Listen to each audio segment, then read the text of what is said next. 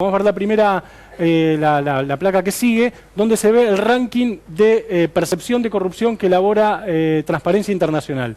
Fíjate ahí, en los primeros lugares están Dinamarca y Finlandia, en el tercer lugar Suiza. El país menos corrupto de América Latina, según este ranking, es Uruguay. Después sigue Chile, Colombia, Perú, México, Argentina en el 107, un lugar muy malo, y Venezuela en el 158. Ahora es curioso porque varios de los países que están muy bien rankeados en esa tabla, Suiza, Uruguay, podría ser también Estados Unidos si apareciera, son países que protegen los paraísos fiscales, que es donde se esconde el dinero negro, ¿no? O que son directamente paraísos fiscales, como el caso de Suiza en cierto sentido, y lo mismo el caso de Uruguay para Argentina. O sea, depende de qué lado... Ese era por ahí uno de los puntos, Marcelo. ¿Qué es lo que uno considera corrupción? Por ejemplo, Liechtenstein está bien en ese ranking. Ahora es un paraíso fiscal y solo es un paraíso fiscal. Suiza es otras cosas. Liechtenstein es solo un paraíso fiscal. Ahora, Argentina en ese ranking le da mal. Ahora es un ranking que, ¿cómo se elabora el ranking de Transparencia Internacional? Se le pregunta a las consultoras, sobre todo financieras, si hay un clima de corrupción a la hora de hacer negocios. Entonces, esto quiere decir que refleja el punto de vista del poder económico y que un país amigable con el mercado, más abierto, más competitivo, etcétera, probablemente esté mejor que uno que no lo es, más allá de la opacidad con la que se manejan estos otros temas. Podemos ver otra medición de corrupción que elabora también Transparencia Internacional, que es el barómetro de la corrupción. Hacen algo más simple, no elaboran un ranking con consultoras, sino que le preguntan a la gente si en los últimos 12 meses pagó una coima o un soborno. Y fíjate que ahí Argentina no le da tan mal. En todo caso, le da mejor que otros países que en el otro ranking estaban arriba. En México dijo el 33%, Colombia 22%, Perú 20%, Argentina 13%. Es decir, hay más gente en esos países que dice que pagó una coima que en Argentina. Y podemos pasar entonces, si te parece, Marcelo, a la última placa, que me parece que es lo central de lo que estamos hablando en este momento, que es el nivel sistémico que tiene la corrupción y si la corrupción fue parte de un entramado más grande dentro del kirchnerismo o si fue un caso aislado. El caso López es diferente a otros casos de corrupción que hemos visto durante el kirchnerismo, creo yo, por estos motivos. No fue una denuncia de Clarín, es decir, nadie puede decir que fue un invento o algo orquestado políticamente. Después se habrán podido montar campañas, pero el origen fue un tipo que lo pescaron tirando bolsos para arriba de una pared. No es un empresario, sino un funcionario público. El argumento de, bueno, ¿qué importancia tiene contar plata en una financiera? No vale, porque para un funcionario público es un problema. Y no es un personaje periférico al sistema de poder kirchnerista. Un personaje central, vos lo dijiste, el tipo que manejó la obra pública durante 12 años. Entonces, y termino con una pregunta, ¿la corrupción, en el caso López, era un lobo solitario o era parte de un sistema? Esa es para mí la gran duda hoy. Chino, quedó picando la pregunta. Yo no creo que López haya actuado solo. Obviamente no tengo pruebas, no tengo elementos. Tengo la misma bronca, el mismo repudio que la mayoría de los argentinos, con la diferencia que soy funcionario, legislador del espacio de López, con lo cual creo que tenemos la obligación de dar la cara y de hacernos cargo, aunque no tengamos nada que ver con esa práctica delictiva de López. Creo que no actúa solo, hay que investigar en el propio Estado, en lo que fue nuestro gobierno. Hay que ver quién son los socios de López en el ámbito privado, en las empresas de construcción, y hay que averiguar si alguien lo protegió en la justicia.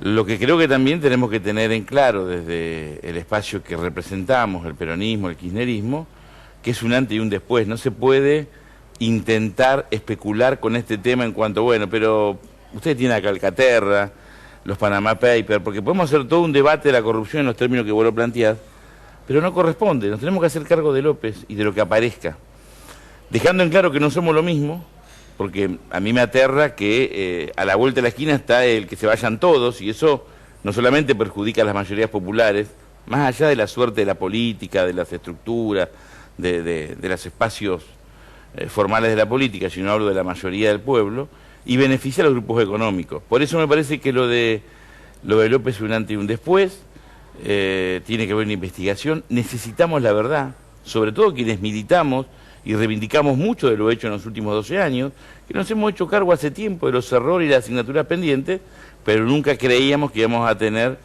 que coexistir con una situación de estas características, donde un exfuncionario aparece con 9 millones de dólares, tirándolo por arriba de un paredón.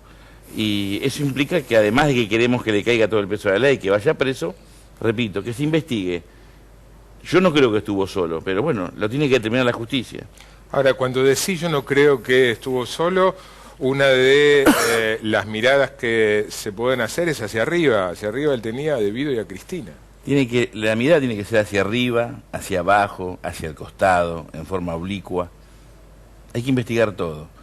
Ni siquiera es un tema de nombre y apellidos, porque en mi caso yo tengo un sentido de pertenencia, tengo una fuerte carga subjetiva, tengo afectos en esta historia de los últimos 12 años.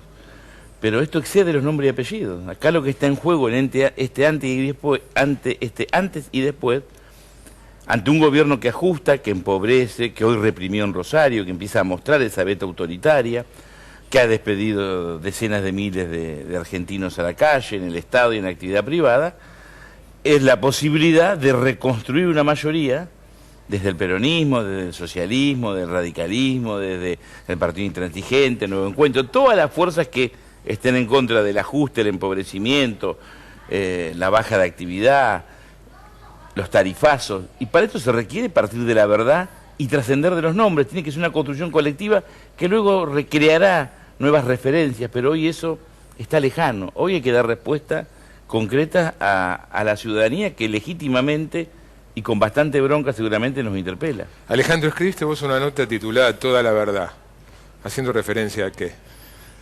Primero a lo que a mí mismo me surgía como una exigencia y a lo que creo que la sociedad exige, que es realmente basta. O sea, creo que cualquier argumento que intente minimizar lo de López, que intente decir que solo eran estos 9 millones, yo no creo que fueran solo estos 9 millones tampoco. No creo que López pudiera actuar solo durante 12 años.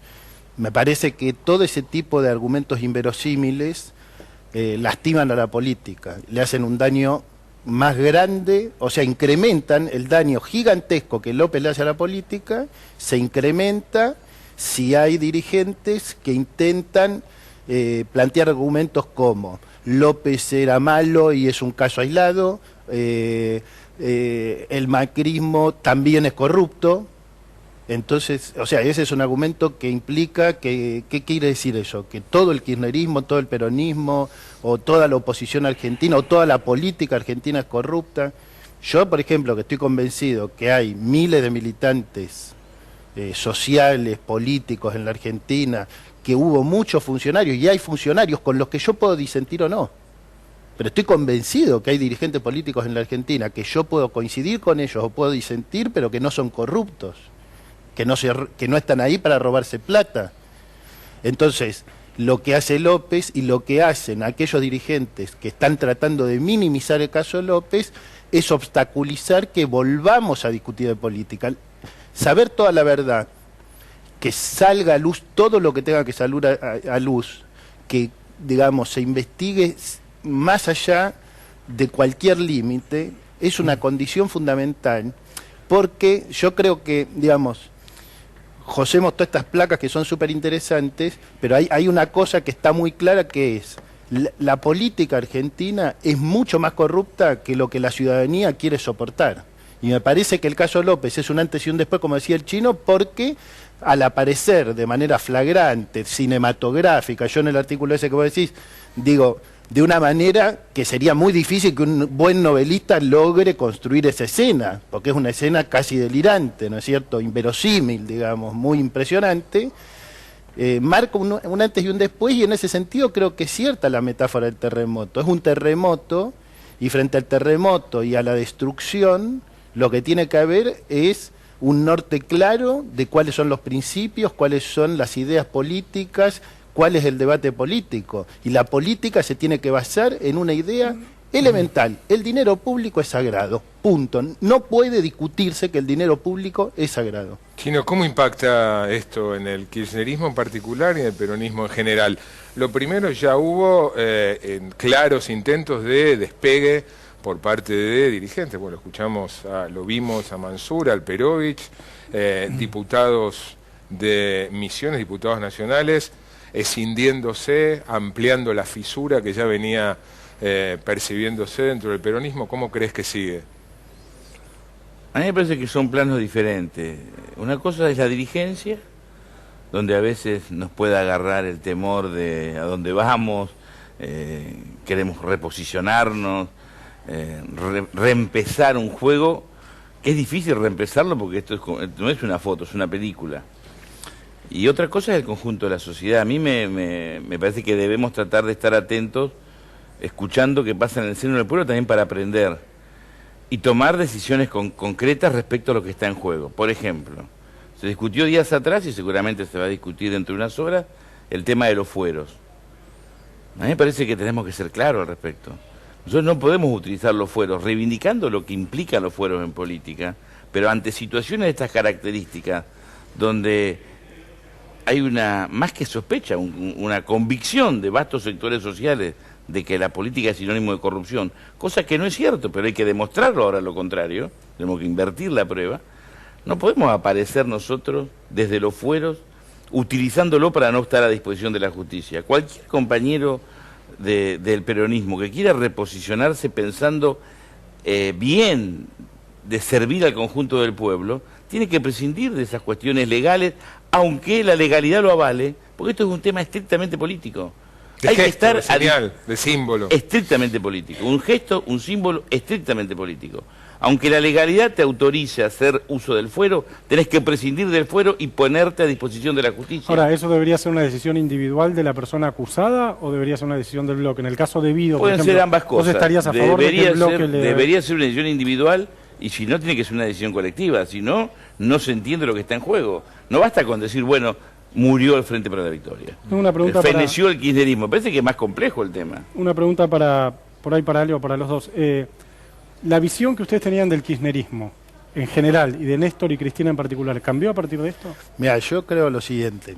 Yo creo que cualquier dirigente que se demuestre que tocó los dineros públicos, mi opinión sobre ese dirigente va a cambiar de manera inexorable si se demuestra. Yo no voy a aceptar condenas mediáticas.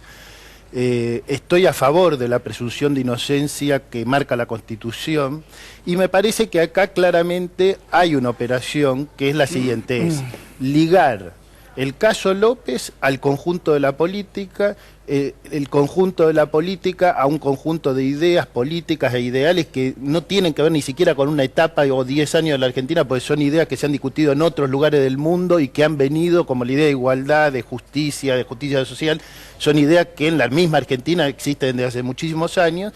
Entonces me parece que el trabajo político consiste justamente en desligar personas que hayan cometido delitos comprobados, como en el caso de López, o que se puedan comprobar, como en otros casos, de las ideas políticas que muchísima gente defiende o que yo mismo defiendo y voy a seguir defendiendo, porque a mí no hay ningún caso de corrupción que me vaya a hacer cambiar mis ideales políticos que tengo desde hace muchísimos años.